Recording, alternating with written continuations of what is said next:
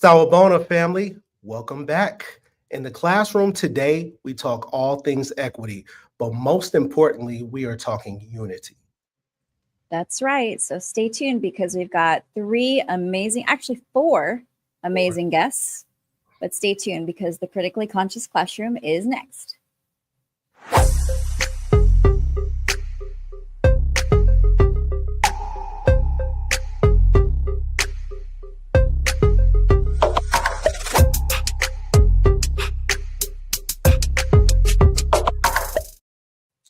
Microphone check 1 2 1 2. Welcome to the Critically Conscious Classroom.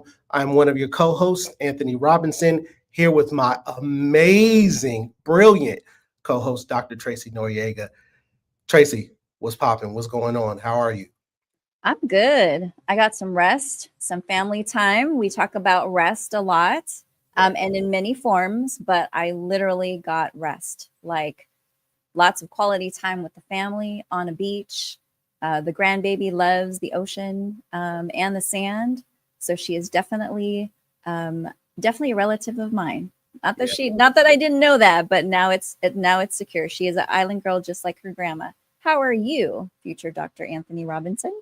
I am doing well. I'm rested. Last week, I had an opportunity to fly out to Atlanta for. It wasn't my reunion yet, but it was my 19th homecoming from Morehouse College. So shout out to all the Morehouse College Tigers out there, all the Spelman alumni. Shout out to the entire Spell House. It was a great opportunity to see friends, catch up with family, obviously enjoy the festivities of homecoming.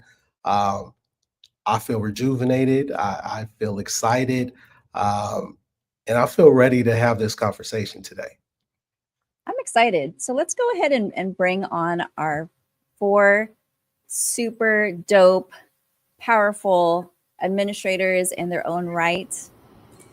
We have these beautiful faces joining us, and they are all representatives of the California Administrators Equity Alliance, right? Because in this time and throughout time, we need community. We need to be in solidarity with each other, and we need to come together for kids, right?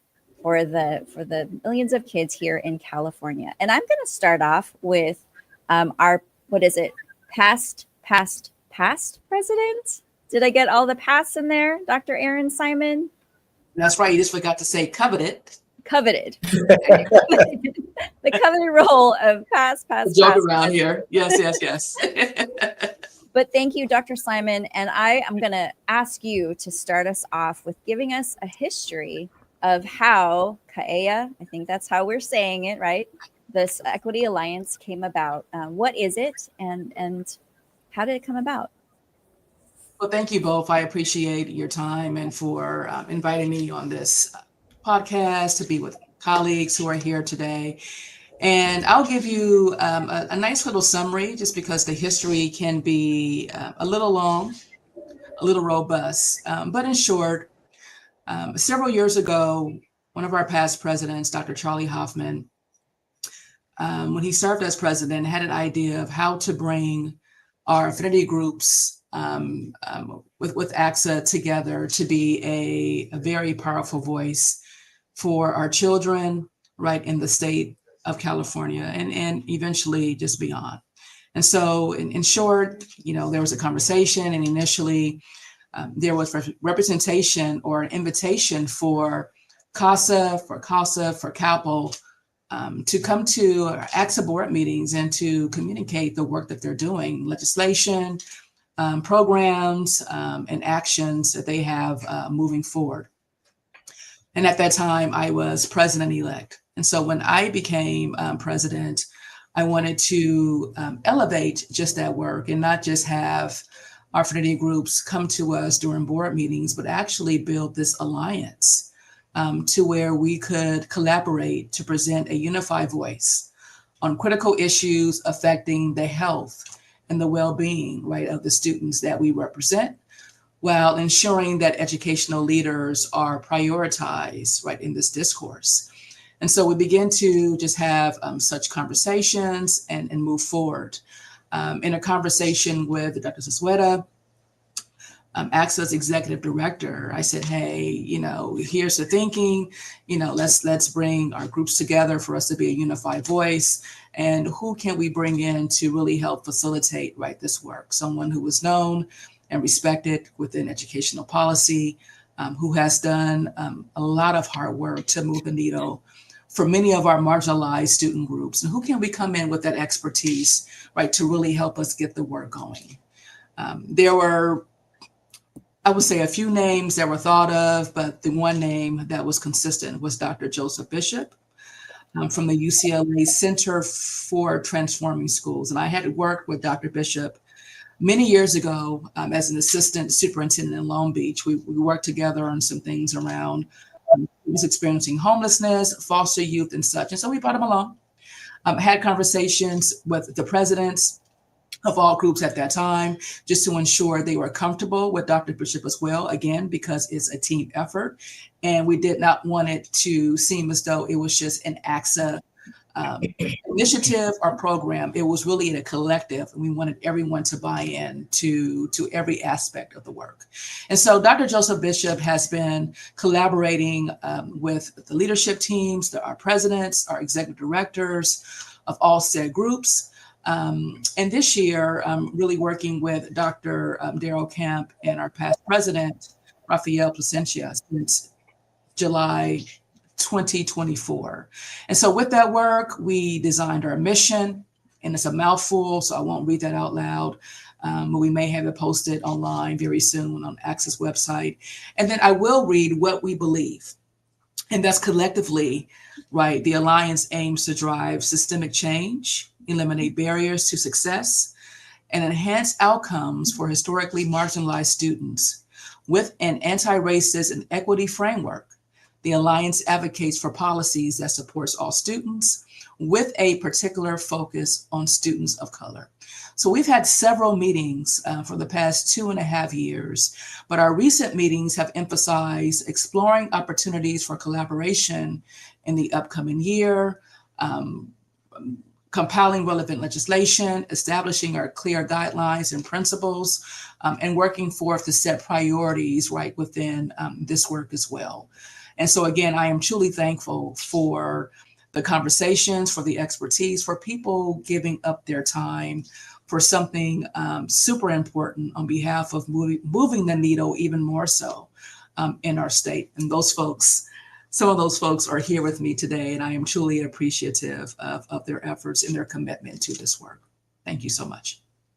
No, thank you, Dr. Simon. Thank you for that great introduction. So one of the things, well, two things that I actually heard from you is you talked about elevation and you talked about uplifting voices, which I certainly think the other three organizations that are being represented on the episode today surely represent. So I do want to introduce our other three folks and then pose a question to them. So we do have Dr. Juan Santos representing CALSA. We have Diana Kitamura representing CAPL. And then we have my Morehouse brother, Dr. Daryl Camp representing CASA. So Dr. Santos, I'll start with you. So the question is, from your organization's perspective, why is this alliance, or why is an alliance important? So first and foremost, an alliance is definitely our North Star. The reality is this: if you look in our schools right now, roughly 80%, maybe 79, maybe 81, are students of color. Yes, you heard me correctly. Right now, we know that Latinos represent 56% of our students in the classroom. When you look at our African Americans in public schools, you see about 7 to 9%. And then our Asian, which is not a monolith, they represent the others. And then there's those with 2 or more races. It's important now that we establish our leadership, that we grow our excellence, that we advance the importance of everyone trying to be the best version of themselves, which is that equity. It's that equity. It's that word people are afraid of. Why can't we give what people need in order to achieve?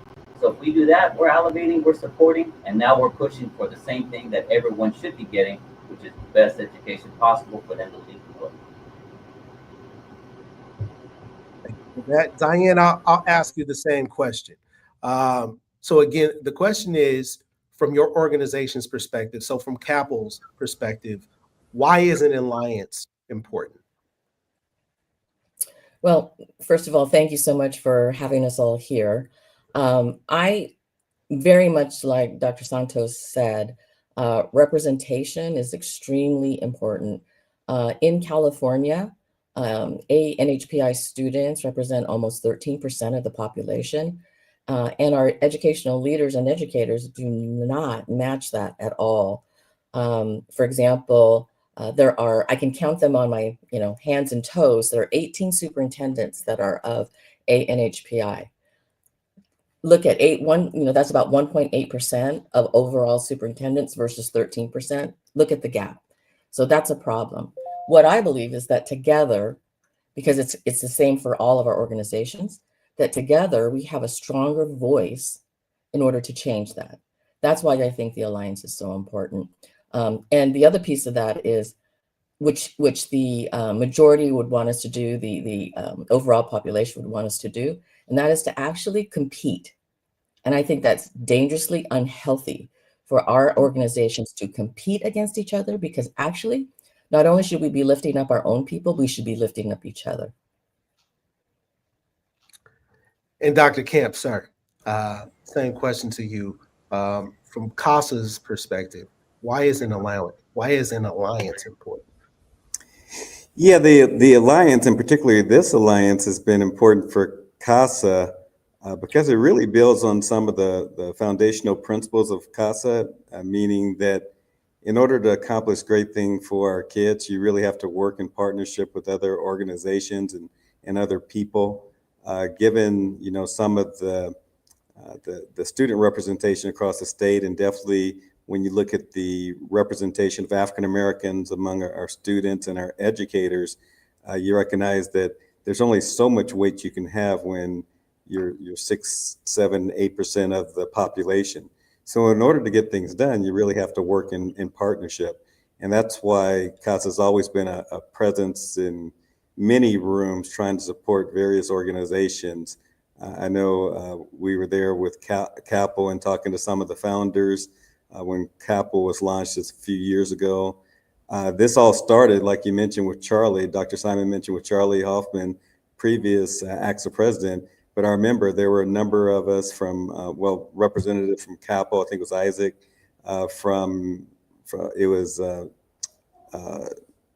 Sandra Gavan with CALSA, and we were there at the Mid-State Conference, regions 9, 10, 11, and 13 at the Mid-State Conference. And Charlie was there too, and he said, boy, is there a possibility we could do something a little bit more strategic and purposeful working together?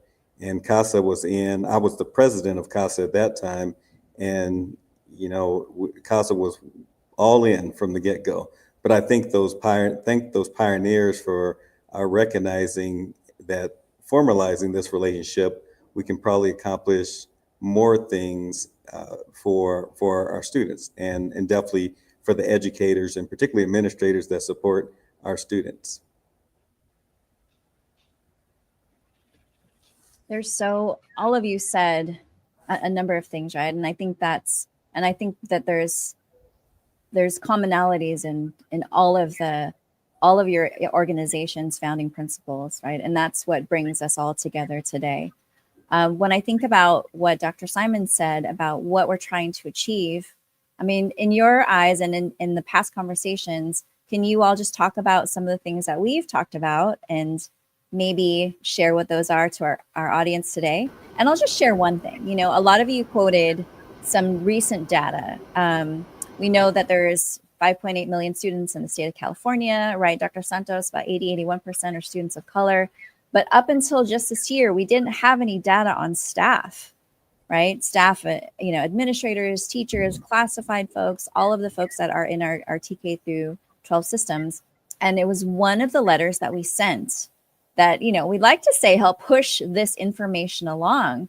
So, there's already impact being made. But what are some of the other things that we have planned as part of the Equity Alliance? Well, I'll start. So I think one of the things that we did last year, and I think is very important for us to continue, is meeting with the various representatives of each of our caucuses together.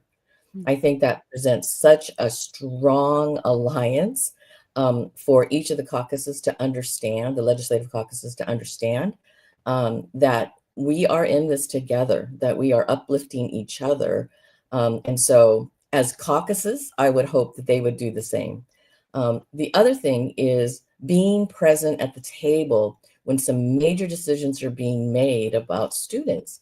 I want to be at the table more. And that's something I continue to push with the Alliance is how does our voice, singularly, yes, we are all strong, but together we are a force to be reckoned with. And I want the people who are decision makers to see that, understand that, and realize it's no joke. We are here to ensure that our children, especially those most marginalized, thrive.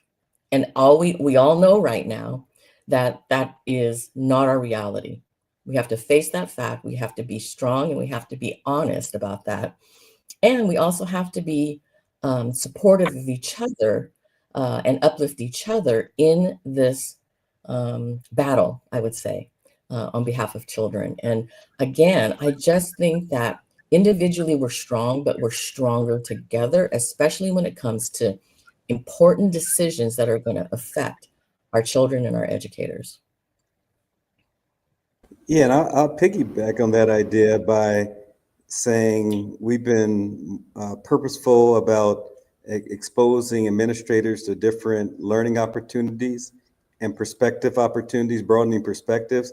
So, the Alliance definitely is in a position where we can encourage other administrators and superintendents out there to make these professional learning opportunities available to administrators within our charge, if you will, and just recognizing there's a value in if I have a Asian American administrator to say, hey, have you ever considered going to Capitals Conference? I think about it in my organization in San Lorenzo, making sure that our Latino administrators or Latinx administrators are aware of CALSA's conference, and they come back to our system enthusiastic and feeling more powerful really as organizational leaders. But I think it's on all of us to make sure that we expose our administrators to all these fabulous opportunities that we can learn from each other. And one other item that Diane mentioned, this idea of connecting with our lawmakers, our representatives. I'm going to say a relatively controversial bill, AB 715, but the controversy is not for us to diminish hate and what people may be feeling, right? It's not my job to judge another group of people's pain, but I think this alliance and those associated with this alliance got to the ear of lawmakers to create a more fruitful conversation to try to get to a better outcome. I know some people didn't feel like it did not get to the best outcome, but it was a better outcome from where it started. And I think lawmakers are open to that. I mean, when we say, people criticize the slogan, Black Lives Matter, but yeah, to African Americans, where was my bill when you look at hate in America, and it's been rampant for years, or 200 years. And then I can only imagine my Asian American partners during COVID. You're talking about a focus of hate? Wow, anti-Asian was strong. So hence, all lives matter, true, but very clearly, some lives get the attention more than others. Yeah, and I probably would add that Alliance now provides us an opportunity to create those pipelines that we need. The leadership pipelines, getting some of our administrators to positions where they're leading schools as principals, leading or assisting districts with superintendencies, and the classified. I know I've invited both CASA as well as Capital to be a part of what CASA is doing now, which is we're moving more into in addition to our certificated to our classified piece, which is providing those classified leaders, which those are the people that live in your communities. If we want to impact communities, let's build the leadership of those in the community, at which we end up being the major hiring group in those communities, bringing those parents together and empowering them. And from there, even elevating the voices of our women. We have a women's leadership network that's continuing to grow. We have those leaders that have come before us, whose shoulders we stand on, who taught us before the ways, but now we got to come together. So in the beginning, when I said, yeah, we represent 56, but as a totality, 80% of our students are students of color. They need to see representation. Now, I'm not saying to give it to us. We deserve it. We've worked hard just like everyone else, but it's not zero sum. We're not taking away, we're adding. So I think that's more of the focus here, is that if we bring us together, we all hit the same North Star, which is we don't have to step on top of each other. We can all work together. So that's what we believe in, and the importance of this. One addition I would add, because there's really no addition, but Just to piggyback one other thing. Oh, sorry. Go ahead, Aaron. No, I was just saying, just to conclude, it's also doing things such as this, right? Just having conversations and getting the word out about who we are and what we stand for and the work that is ahead. And so I wouldn't say that's an addition. It's also a part of the work that we're doing to really get the word out about what we're doing. Thank you, Dr. Kemp. And to that point, to get the word out about what we're doing, we decided to come together for ACSA's Leadership Summit this year. So in the afternoon, if you remember in previous years, we've had separate affinity group meetings, then we came together as a collective, it kind of morphed. But this year we're trying something even new. We're gonna meet together and invite administrators to come into the space to learn more about this alliance at the Leadership Summit, November 6th through the 8th in my birth city of San Francisco. Yeah, I'm really excited about that. I know that was something that, it came out of our last meeting, right? These 3 different opportunities for folks to learn more about each of these amazing organizations. But it does make sense, just like being in the space all together, having one conversation that aligns us and illustrates for folks this alignment, right? This power in solidarity. I am really excited for folks to see all of that at Leadership Summit this year. And that is on the first day, on Thursday, November 6th.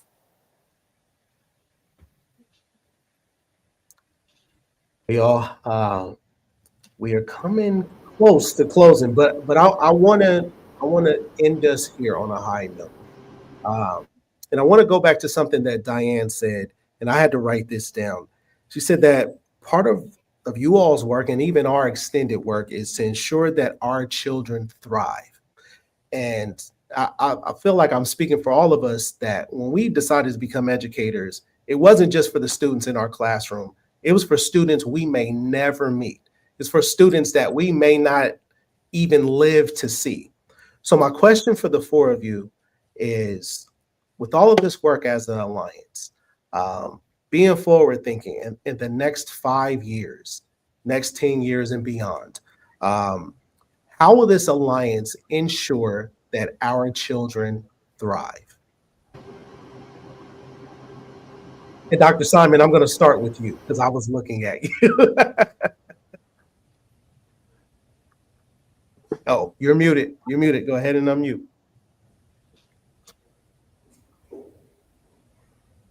Okay, we can't hear her. She's having mic issues. So I'll throw it to you, Dr. Camp, and then we'll circle back to Dr. Simon.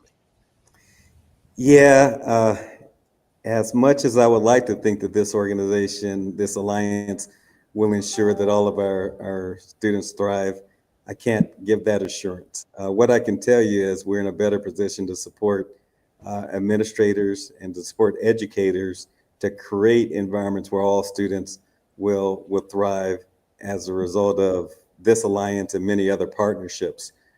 We need all of our educators and our lawmakers and our researchers focused on what do we need to do to create the system and the conditions for all students to thrive. And Anthony, you and I know that we're used to seeing African Americans achieving at a high level, and some African Americans that didn't achieve at a high level prior to their exposure to our alma mater, Morehouse. Morehouse creates conditions in which not everyone, but more students than what you would predict would thrive when you consider African American men in the United States of America.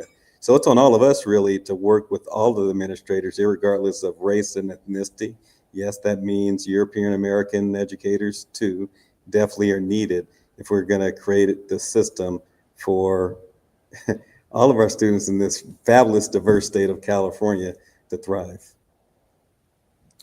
All right, Dr. Simon, I think you might be back with us. Think so. I'm like you. Okay. Mic check, Yeah. 1 2 1 2. My back. Okay. Uh, I would say, and I'll just make it shorter, cultivating the soil, right? By creating the conditions for our students to thrive. And that means through our stunch advocacy, unwavering support for our students. We know the challenges, but as you can see that we're all folks of color. So we know the challenges that even happen for us within the system. So our job is to pay it forward and create those conditions for our students to thrive. Thank you. Thank you. Dr. Santos. I'm going to try to keep it simple to quote Queen Latifah, UNITY, just because we're here. At the end of the game, we expect every Latino, heck, every student to have an educational experience where their teacher teaches with corazón. That's hard for those of you that are not bilingual. That they honor cultura, that they empower families, and more importantly, that they celebrate the diversity and advance the opportunities for all students. We think that, you're right, Dr. Kemp. I'm not sure if this will survive, but I do know that united, we become a majority, a super majority.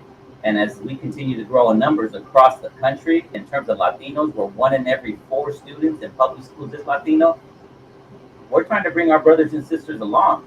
Because right now, it's not perfect, far from it, but it will get better if we're together. So, I'm hopeful, maybe a little too Pollyannic, but more importantly, se puede is what we believe in.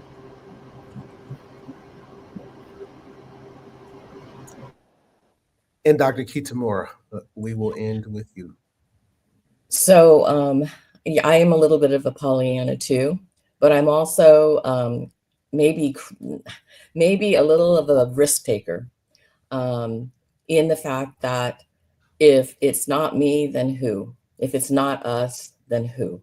And so the goal is, yes, I do believe that children can thrive in our system if we, as the adults, make the right decisions and have the courage to enact those decisions. And so I think one of the things we didn't talk about in the way that we're going to help this happen is the Alliance is really interested in being a part of the changeover in the state administration. And so I want us to be actively involved with that and be, again, at the table so that we can help influence, we can help force the situation where at least we have the opportunity for our educators and our students to thrive. Well, that was a perfect way to end. Always beautiful to hear from the 4 of you, but it is time to bid you adieu. We appreciate you. We thank you. We applaud you for all of the great things that you all are doing in your individual organizations as well as in this alliance. Thank you. Gratitude, all the things, flowers, anything that I can give you. Thank you so much, and we will see you all next time. We have the Leadership Summit coming up in a couple of weeks. And we just saw Dr. Kemp on here. We wish we had more time with him just to give it a plug. But what we do have for you is an amazing video. So we're going to go ahead and roll that now.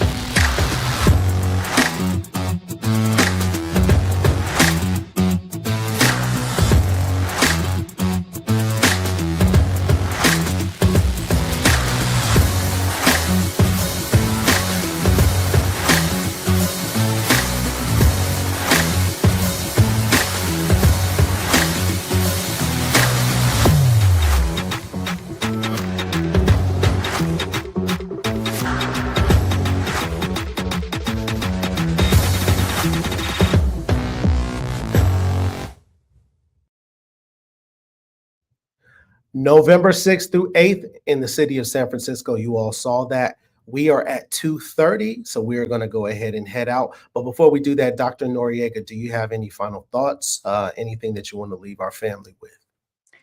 I was just thinking to Diane's question, right? If not us, then who?